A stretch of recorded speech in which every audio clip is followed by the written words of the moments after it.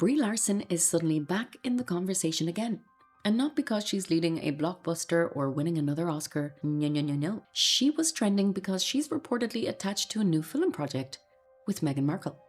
And honestly, the pairing is strangely fitting, and I'm gonna explain why. It's not because they're similar actresses, not at all. Brie is very talented, but it's rather because they share a similar story arc. We have two women who once had massive public goodwill, only to lose large portions of it because of how they communicated with people. Two women who were celebrated, elevated, praised, and then watched their reputations erode because their tone, their attitude, and the way they spoke about others rubbed audiences the wrong way. Both of them discovered something the hard way. Being overly opinionated isn't the problem. It's expressing those opinions in a rude, dismissive, or superior way that backfires. And Brie Larson's career is the perfect example of that.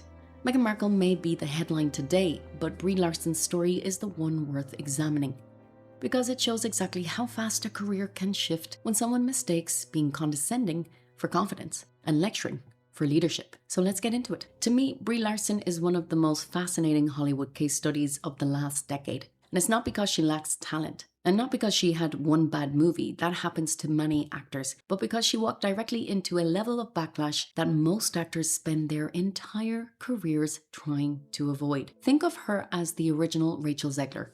You know, the original cartoon came out in 1937, and very evidently so. And the more you look at her situation, let's say, the clearer it becomes. Brie Larson learned in a very, very tough way that being dismissive and sometimes downright rude when talking about others will always backfire. This is not a cancelled celebrity story. It's not a hate train story. It's the story of how someone incredibly talented let their attitude overshadow their achievements, and how it forced a slow, painful reset on her entire public persona. Let's start at the beginning, where everything was going right. Before the controversy, before the press tour clips, and before the sound bites became memes, Brie Larson was considered one of the most promising actresses of her generation. And the Oscar goes to Brie Larson. Her performance in the movie Room was, according to reviews, emotional, stunning, raw, blah, blah, blah. She won an Academy Award with ease, and Hollywood essentially crowned her the industry's next golden child. But when an actor reaches that kind of height so quickly, the way they carry themselves becomes far more visible. And this is where Brie started making choices that, intentionally or not, painted her as arrogant and condescending and out of touch. The turning point wasn't Captain Marvel itself. It was Brie Larson during the lead up to Captain Marvel, and specifically the way she talked about other people. Brie decided to take on the role of outspoken activist during her press tours, but she did it with a tone that was, to me, combative, sharp, and frequently dismissive of anyone who didn't agree with her. The most infamous example is this. And one more question. What does it mean to be a woman in film?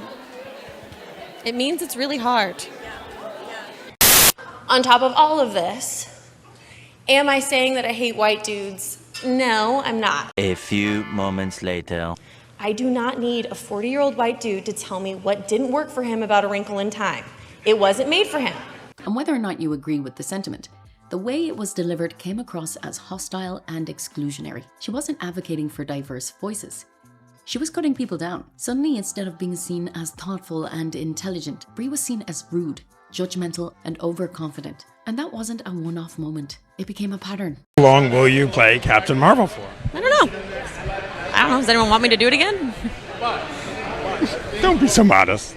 I don't know. I really don't know. I don't have the answer to that. During interviews, Brie seemed impatient, irritated, even annoyed at her own co-stars. Her interactions with Don Cheadle and Chris Hemsworth became viral examples. Not because what she said was necessarily wrong, but because the way she said things made people feel uncomfortable. I mean, it's so cringe to watch. Her body language suggested she had little tolerance or respect for anyone who didn't already agree with her. I do all my stunts. I did my stunts because I thought that that's what everyone did. And then Tom Cruise over here? No, I want to be the first me, not the next Tom Cruise. Thank you very much. Wow. 10 years, we keep kind of picking up where we left off, and we've, lifelong friends, hopefully. Yeah. Especially... No, not with me though. No? We're not gonna... Well, I mean, I'd say hang it's out just anymore? started and also You're not gonna probably return ended.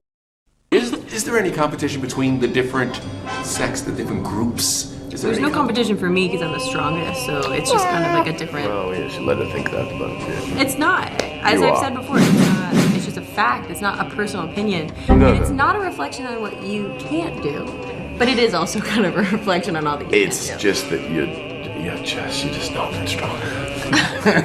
But she's really smart, and but should we have a fight? And she can eat bacon. I feel like we're fighting right now. I think it's been an all-day thing. Covering. And she eats bacon. Oh, like nobody's business. A lot. So I was figuring out this character, but very much in the dark, because there was no script to read. There wasn't even, it wasn't all fleshed out yet with the Captain Marvel solo film either. So it was just kind of finding our way, but it was a good group of people to figure it out with, right guys? Yeah. Isn't it fun being there for all my extra takes? Trained you up, the apprenticeship. I don't feel like I actually learned. I remember thinking, I'm about to beat this bitch up. And this is the key point. Brie Larson didn't get backlash for being a strong woman. She got backlash for being rude while calling it activism, essentially. And Hollywood loves a confident woman, especially over the last decade. What it doesn't love is someone who lectures their own audience, the audience they depend on to buy tickets to see that movie. Whether you're watching the show at home, you're just lounging in your house, whatever, however you're going to choose to participate, you can even get dressed up in a gown if you want, but we're also accepting PJs. And sweats. Sweatpants. Whatever you want. Jackets. Do it with your friends. Hats. Do it with your friends. Because this is all about us standing together. Yes. But tag us. Take pictures. Tag me. Tag us so we can repost you. And hashtag why we wear black. Time for systemic change. Time's up. Time's up. See you Sunday. As a sort of outspoken and very vocal advocate for Time's Up and Me Too, I'm curious how you feel about Johnny Depp's film opening the festival, and do you plan to see it? You're asking me that? Yes. I don't know. I'm sorry, I don't understand the correlation, or why me specifically. Oh, just you were on the advisory council, celebrity advisory council for Time's Up. I think the Johnny Depp case has been very well played out in American and international media. Understood. There's been some controversy about that film being chosen to play out of competition in open can. So I'm just curious if you will see it and how you feel about its selection here. Well, you'll see, I guess, if I'll see it, and I don't know how I'll feel about it if I do. How's it going out there so far? It's going great. You know, I'm just here to support SAG, because I know that they're going to be supporting us actors with our future negotiations for our new code of conduct, which is shocking that we didn't have one already. And I think it's important right now that we create a model for other industries, because it's not just our industry that's having issue, it's everywhere. And you've been a part of the Time's Up movement since the beginning. And Brie did that repeatedly, sternly, publicly, without much grace. What she seemed not to realize at that time was that when you speak like that, when you talk down to people, generalize them, mock them, or treat them as if they're obstacles rather than people who fuel your career, you create resentment. You create emotional distance. You give people reasons to turn on you. And that's exactly what happened. After Captain Marvel, instead of enjoying her moment as a franchise star, Brie found herself facing widespread criticism from fans, from moviegoers, and from even casual observers who simply felt she was too abrasive. Does Brie Larson sing? Duh! Why'd you have to Google that? Doesn't everybody sing? Would Brie Larson work out? Like, hypothetically, would I at some point? Is that like a personal attack or something? Or is that a request? Do you think I should? Yeah, I work out a lot. Thanks for asking. She wasn't strong, she wasn't outspoken, she was abrasive in the minds of many people. Too blunt, too dismissive, too judgmental, too eager to insert political messaging into every conversation, even when no one asked for it. And whether or not she intended it, her interviews often sounded less like empowerment and more like scolding. And this is the part Brie seemed to learn the hard way. Like I said before, being opinionated isn't the problem. It's how you express those opinions. There's a difference between advocating for something and lecturing people.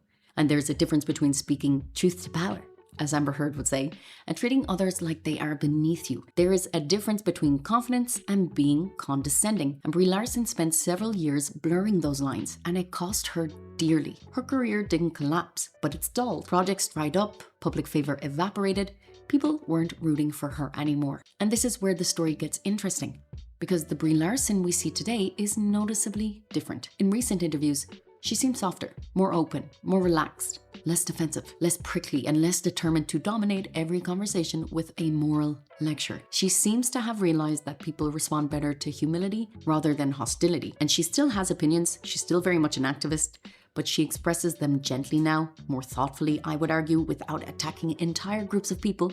Well, it started as just a fluke. Like, I didn't have control over being cast in Short Term 12, really. I was just a girly auditioning like everybody else, and I got very lucky. You know, it's this small independent film that went to South by Southwest, and then we won an award. It like started to get a little bit of attention, but it was still like a very scrappy film that we had to physically go out and like promote this movie ourselves. So we got flown all over the world. We had this interaction where we realized that it transcends language. Like when a story is about something that's really heartfelt and personal and real and true, it gets people on board even if they are not fluent in English in this case, right? So it changed things for me where I went, oh, there's like a real power in making movies about things that are maybe aspects of life that we didn't know about that could use a light shined on them. Recently, I saw her on something called Last Meal, and she came across, in comparison to her earlier interviews, as much warmer, much more grounded, and even likable to a certain extent. And that matters, because whether she admits it or not, Brie Larson learned the hard way what many Hollywood stars eventually discover. If you speak with arrogance, people will stop listening. If you speak with hostility, people will stop supporting. And if you speak down to people, which is the worst of all, they will gladly watch your downfall. The public doesn't demand perfection nor silence, but they do demand respect. And for a long time, Brie wasn't giving it, I would argue. Her current rebrand, which is subtle, quiet, and surprisingly effective, suggests to me that she knows that now. She's talking with people, not at them. That's a very good thing, Brie. She's engaging in conversation, not lecturing. Once again, brownie points. And she's essentially showing more vulnerability without the superiority. So that's good. And I think Meghan might be able to learn from that. The lesson that Brie learned is one that every public figure eventually faces. Your tone shapes your reputation, and the way you treat people shapes your career. Brie seems to understand something she didn't before. That people can forgive mistakes, of course, but they won't forgive constant condescension. And look, if she keeps evolving in the direction she's headed now, she might actually win back the audience she pushed away. Because at the end of the day, being talented isn't enough. Being right isn't enough. You have to be someone people want to root for.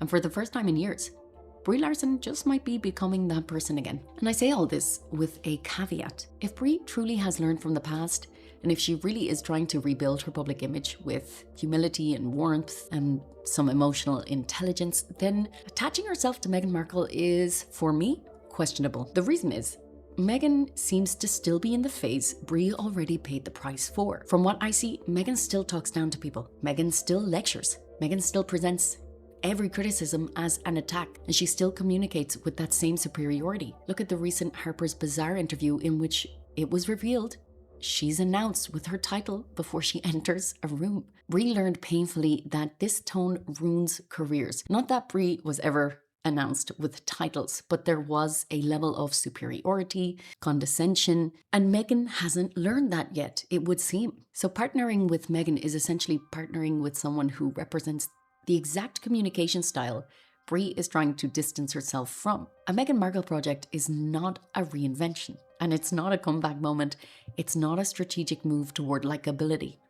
It is a reminder of the very attitude that pushed audiences away from Brie in the first place. Now, I think it's only fair to say there are major differences between Brie and Meghan. Many people have found inconsistencies in Meghan's stories that never happened with Brie. Many people have a perception that Meghan has a very heightened sense of superiority that I would argue Brie never arrived at that level. That's why I believe Brie is capable of a comeback. She seems to have learned from her mistakes. I don't think Meghan has.